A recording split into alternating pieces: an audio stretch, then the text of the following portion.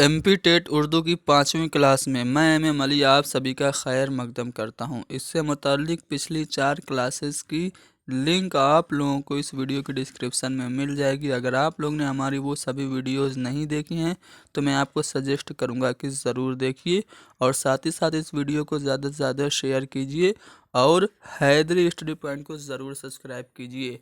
पहला सवाल है कि गालिब का पूरा नाम क्या था। तो गालिब का पूरा नाम असदुल्ला खां था। ठीक है, स्टार्टिंग में ये असद तखल्लुस अख्तियार करते थे, लेकिन किसी के मशवरे पर इन्होंने अपना तखल्लुस गालिब रख लिया। मिर्ज़ा नौशा इनका लक़ब था। ठीक है, आगे बढ़ते हैं। हैवान ज़रीफ़ इनको कहा जाता है। किसने कहा? तो हैवान ज़रीफ़ कहा इनको हाली ने अपनी किताब में। हाली ने एक किताब लिखी थी जिसका नाम था यादगार गालिब। यादगार गालिब में हाली ने गालिब को हैवान ज़रीफ़ कह के पुकारा। गालिब के खतूत के मजमूए अक्सर आपसे पूछे जाते हैं, आपको याद होने चाहिए। उर्दू हिंदी और उर्दू मुअल्ला, ये दोनों गालिब के खतूत के मजमूए हैं। गालिब ने मुरासला को मुकालमा बना दिया। ये पॉइंट्स आपको याद रखने हैं। आगे बढ़ते हैं अगले सवाल पे। किताब की जमा पूछा जा रहा है। बहुत आसान सा सवाल है। किताब की जमा जो होगी वो कुतुब हो जाएगी। ठीक है, कुतुब किताब की जमा है। अगला सवाल है, अली सरदार जाफरी का जो ताल्लुक था वो किससे था। तो तरक्की पसंद तहरीक से वाबस्ता थे अली सरदार जाफरी।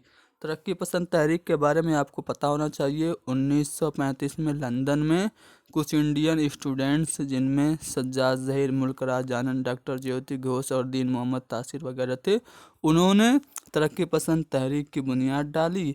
और फिर उसकी पहली जो कुल हिंद कॉन्फ्रेंस हुई वो लखनऊ में सन 1936 में हुई, जिसकी सदारत मुंशी प्रेमचंद ने की थी।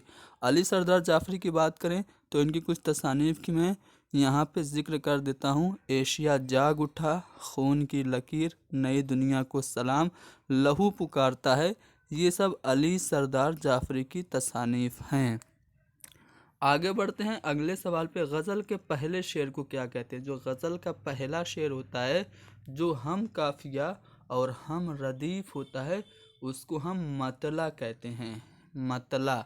और अगर गज़ल का दूसरा शेर भी हम काफिया और हम रदीफ हो तो उसको हम हुस्न मतला कहते हैं। ठीक है, गज़ल का पहला शेर मतला और गज़ल का दूसरा शेर जो कि हम काफिया और हम रदीफ हो उसको हुस्न मतला कहेंगे। गज़ल का जो सबसे अच्छा शेर होता है उसको हम बैतुल गज़ल कहते हैं। बैतुल गज़ल या शाह बैत, जो सबसे अच्छा शेर होगा। और गज़ल का आखिरी शेर जिसने शायद अपना तखल्लुस इस्तेमाल करे उसे हम क्या कहते हैं, उसे हम मक्ता कहते हैं। आगे बढ़ते हैं अगले सवाल पे। उर्दू का वो शायर जिससे इल्म नजूम में महारत थी, तो यानी जो एस्ट्रोलॉजी जानते थे, उर्दू के कौन से शायर थे। तो मोमिन खां मोमिन थे। ठीक है, तुम मेरे पास होते हो गोया जब कोई दूसरा नहीं होता। इस शेर के खालिक मोमिन खां मोमिन को इल्म नजूम भी आता था। उर्दू के पहले नावल निगार कौन है। तो उर्दू के पहले नावल निगार जो हैं वो आपके नज़ीर अहमद हैं। डिप्टी नज़ीर अहमद उर्दू के पहले नावल निगार माने जाते हैं। मिरतुल उरूस इनका पहला नावल है। इसके अलावा तौबतुन नसूह, इब्नुल वक्त, अयामा वगैरह, रोयाए सादिका वगैरह, ये सब इनके अहम नावल हैं। अगला सवाल ये है कि वह इसम जो नर माने जाते हैं उसे हम क्या कहते हैं। जो नर जाति के लिए प्रयोग होता है उस संज्ञा को हम क्या कहते हैं। उस संज्ञा को हम पुल्लिंग यानी कि मुज़क्कर कहते हैं, मैस्कुलिन जेंडर कहते हैं। तो यहाँ पे हमारा फर्स्ट वाला ऑप्शन करेक्ट होगा। अगला सवाल ये है कि दर्ज झेल शेर किसका है। जबकि तुझ बिन कोई नहीं मौजूद, फिर ये हंगामा ए खुदा क्या है। ये जो शेर है वो मिर्ज़ा गालिब का है। ठीक है, आगे बढ़ते हैं अगले सवाल पे जिसमें ये पूछा जा रहा है कि वो लफ्ज़ जो लफ्ज़ इस्म के बजाय इस्तेमाल हो, यानी इस्म के जगह पे इस्तेमाल हो, तो उसको हम क्या कहते हैं, उसको हम ज़मीर कहते हैं। जो नाउन की जगह पे इस्तेमाल हो उस वर्ड को हम प्रोनाउन कहते हैं ना, तो प्रोनाउन को ही उर्दू में ज़मीर कहा जाता है। अगला सवाल है कि वह जुज़ जिसे किसी लफ्ज़ के आखिर में इजाफा करके बामानी बनाया जाए उसे हम क्या कहते हैं। देखिए, किसी भी लफ्ज़ के शुरू में अगर कोई भी लफ्ज़ जुड़ जाए और वो पूरा लफ्ज़ मिलके एक बामानी दूसरा लफ्ज़ बन जाए तो उसको हम कहेंगे साबका। लेकिन अगर आखिर में जुड़े तो उसको हम लायका कहेंगे। जैसे मैं कहूँ मानी, ठीक है, ये मानी लफ्ज़ है, इसमें मैंने खेज जोड़ दिया, ठीक है, ठीक है। फ़ायदा लफ्ज़ है, इसमें मैंने क्या जोड़ दिया, मंद जोड़ दिया। तो ये जो आखिर में जो लफ्ज़ जुड़ रहा है इसे हम क्या कहेंगे, इसे हम लाहिका कहेंगे, ठीक है, ठीक है। अगर किसी लफ्ज़ के शुरू में कोई लफ्ज़ का टुकड़ा जुड़े तो वो साबका होता है, ठीक है। आगे बढ़ते हैं। ऐसे अल्फाज जो किसी शख्स, शय या मुकाम का नाम बताएं, तो बहुत आसान सा सवाल है, इस्म कहलाते हैं, ठीक है। जो किसी जगह का नाम बताए या किसी शख्स का नाम बताए वो इस्म होता है। Bahadur Shah Zafar last emperor of Mughal empire, यानी कि मुग़ल साम्राज्य के जो अंतिम शासक थे वो बहादुर शाह ज़फ़र थे, ये शायर भी थे, ठीक है। रंगून में इनका मज़ार है। पूछा जाता है उर्दू के किस शायर का मज़ार रंगून में है, तो ये हैं बहादुर शाह ज़फ़र। आगे बढ़ें अगले सवाल पे। बच्चों के शायर के तौर पर कौन जाना जाता है, तो बच्चों के शायर कहे जाते हैं इस्माइल मेरठी को। इस्माइल मेरठी को बच्चों का शायर कहा जाता है। एहसान मज़दूर को कहा जाता है मज़दूरों का शायर।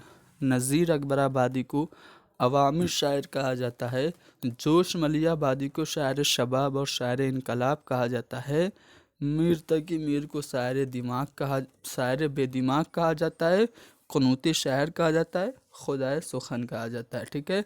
अल्लामा इकबाल को शायर मशरिक़ कहा जाता है। तो ये सभी जो अहम शायरों के अलक़ाब हैं आपको याद रखने हैं, अक्सर इम्तिहान में पूछ लिए जाते हैं। चलिए आगे बढ़ते हैं। ये शेर आपके सामने दिख रहा है कि रैन अंधेरी है और किनारा दूर, चाँद निकले तो पार उतर जाएं। ये जो शेर है वो किसका है, तो ये शेर नासिर काज़मी का है, ठीक है। नासिर काज़मी का ये शेर है। अगला सवाल कि आतिश का ताल्लुक़ किससे था, तो दबिस्तान लखनऊ से ताल्लुक़ रखते थे ख्वाजा हैदर अली आतिश। पूरा नाम था, दबिस्तान लखनऊ से ताल्लुक़ रखते थे और पंडित दिया शंकर नसीम के उस्ताद थे। शायरी को ये मुरस्सा साजी नाम देते थे। शायरी भी काम है आतिश मुरस्सा साजी का, ये इनका एक मिसरा है। बंदिश अल्फाज जड़ने के नगों से कम नहीं, शायरी भी काम है आतिश मुरस्सा साजी का। ये पूरा एक शेर है, तो इससे ये पता चल रहा है कि ये शायरी को मुरस्सा साजी बताते हैं। हर्फ की जमा क्या होगी, तो हरूफ हो जाएगी। बहुत आसान सा सवाल है। हर्फ की जमा हरूफ। और ड्रामे के लिए क्या ज़रूरी है, तो ड्रामे के लिए आपका मुकालमा ज़रूरी है, डायलॉग ज़रूरी है। जुमला जान में जान आना, ये क्या है, मुहावरा है, कहावत है, नसीहत है या फिर कौल है, तो जान में जान आना ये मुहावरा है, ठीक है। जान में जान आना ये मुहावरा है। आदमी, खातून, उस्ताद, लड़की, इसको आप क्या कहेंगे, इसमें अददी कहेंगे, इसमें आम, इसमें मादा या फिर इसमें ख़ास। तो ये देखिए ये सभी जो हैं वो कॉमन नाउन है ना। आदमी कोई भी आदमी हो सकता है, खातून, उस्ताद, लड़की, तो ये कॉमन नाउन है, इसको हम कह सकते हैं इसमें आम, ठीक है। इसमें नकरा भी इसे कहा जा सकता है, इसमें आम को इसमें नकरा भी कहा जाता है। मीर अनीस जाने जाते हैं किस लिए, अरे भाई मरसिया के सबसे बड़े शायर मीर अनीस, उर्दू शायरी का होमर इनको कहा जाता है, लखनऊ से ताल्लुक़ इनका था, तो मरसिया के लिए मीर अनीस जाने जाते हैं। इसके अलावा मिर्ज़ा दबीर का ताल्लुक़ भी मरसिया के लिए ही है, ठीक है। शिबली नोमानी ने एक किताब लिखी थी मुआज़ना अनीस व दबीर, जिसमें इन्होंने मीर अनीस और मिर्ज़ा दबीर का तकाबुली जायज़ा लिया था। अगला सवाल है कि शेख मोहम्मद इब्राहीम का तखल्लुस क्या था, तो इनका तखल्लुस था ज़ौक़ और इनका जो लक़ब था वो खाकानी हिंद था। खाकानी हिंद शेख मोहम्मद इब्राहिम ज़ौक़ का क्या था, लक़ब था।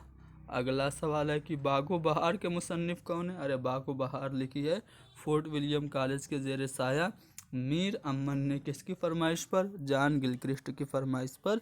ये एक किताब थी किस्से चहार दुर्वेश जो कि फ़ारसी में थी। उस किताब को नौ तर्ज़ मुरस्सा के नाम से मिर्ज़ा अता हुसैन तहसीन ने सबसे पहले लिखा, उसका उर्दू में तर्जुमा किया, लेकिन उनका तर्जुमा बहुत मुश्किल ज़बान में था, मुकफ़ा और मुसज्जा इबारत थी। उसी को मीर अमन ने जॉन गिलक्रिस्ट की फरमाइश पर बहुत ही आसान ज़बान में लिखा, तो वही किताब बागो बहार कहलाई। मीर अमन का तखल्लुस क्या था, लुत्फ़ था, ये आपको याद रखना है। उर्दू की पैदाइश कहाँ पे, अब देखिए उर्दू की पैदाइश से मुताल्लिक बहुत सारे अलग अलग नज़रियात हैं। उर्दू की पैदाइश पंजाब में हुई, महमूद शीरानी का नज़रिया है। सुलेमान नदवी मानते हैं कि उर्दू की पैदाइश सिंध में हुई। लाहौर में तो कोई नज़रिया किसी का नहीं है, लेकिन दिल्ली में ज़रूर है। दिल्ली में मसूद हुसैन खां का नज़रिया है कि उर्दू की पैदाइश दिल्ली में हुई, और यही नज़रिया सबसे ज़्यादा अथेंटिक है, ठीक है, प्रूवन है। इसके अलावा अगर मैं आपको कुछ और नज़रियात बताऊं तो ध्यान से सुनिएगा। नसीरुद्दीन हाशमी का मानना यह है कि उर्दू दक्कन में पैदा हुई, ठीक है, और दुआबे गंगो जमन में उर्दू का मस्कन है, यानी कि उर्दू पली बड़ी दुआबे गंगो जमन में। यह किसका नज़रिया है, आपको कमेंट करके बताना है। आगे बढ़ते हैं अगले सवाल पे। रघुपति सहाय कौन थे। रघुपति सहाय, अरे इनका असली नाम रघुपति सहाय है, तो इनको किस नाम से दुनिया जानती है, फिराक गोरखपुरी के नाम से जानती है।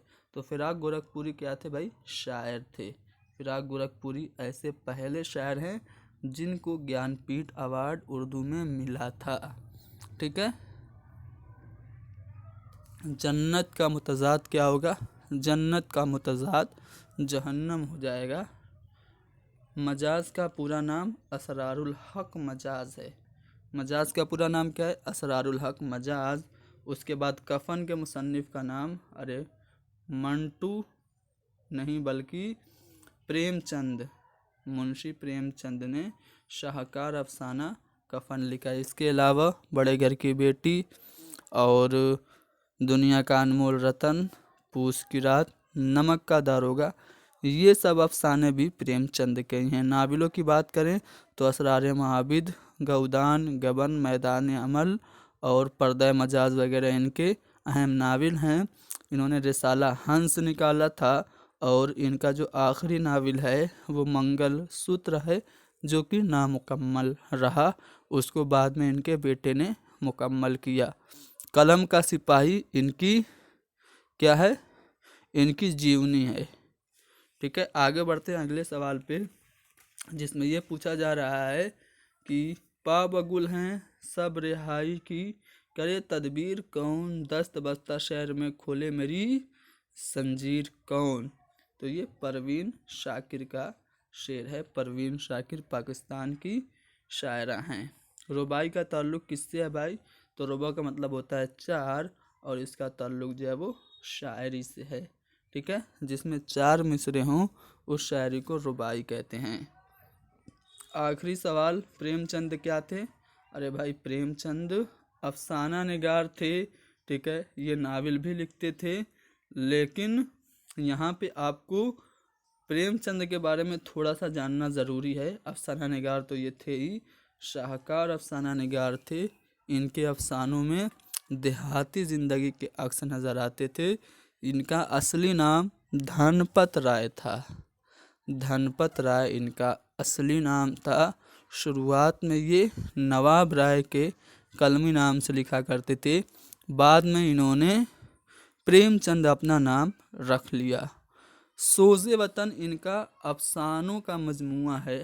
सोज़े वतन अफसानवी मजमुआ है, जो कि इन्होंने 1908 में लिखा था। इसको अंग्रेज़ों ने ज़ब्त कर लिया था। पूछा जाता है प्रेमचंद के किस अफसानवी मजमूए को अंग्रेज़ों ने ज़ब्त किया था? तो सोज़े वतन को ज़ब्त किया था। ठीक है। और प्रेमचंद का पहला जो अफसाना है दुनिया का अनमोल रतन है, जो कि सोज़े वतन में ही था। इनका पहला नावल असरार माआबिद है। ठीक है। और कहानियाँ तो आपको पता ही होगी, अफसाने नमक का दारोगा हो गया, कफन हो गया, इसके अलावा ईदगाह हो गया, गिल्ली डंडा हो गया, ये सब इनकी कहानियाँ हैं। और नावल अभी मैंने कुछ देर पहले बताया था। तो ये 30 सवाल मैंने आपके सामने हल करा दिए। बाकी के सवाल अगली वीडियो में। आप लोगों का रिस्पांस अच्छा नहीं आ रहा है, आप लोग इस वीडियो को ज़्यादा से ज़्यादा शेयर कीजिए। Thank you very much.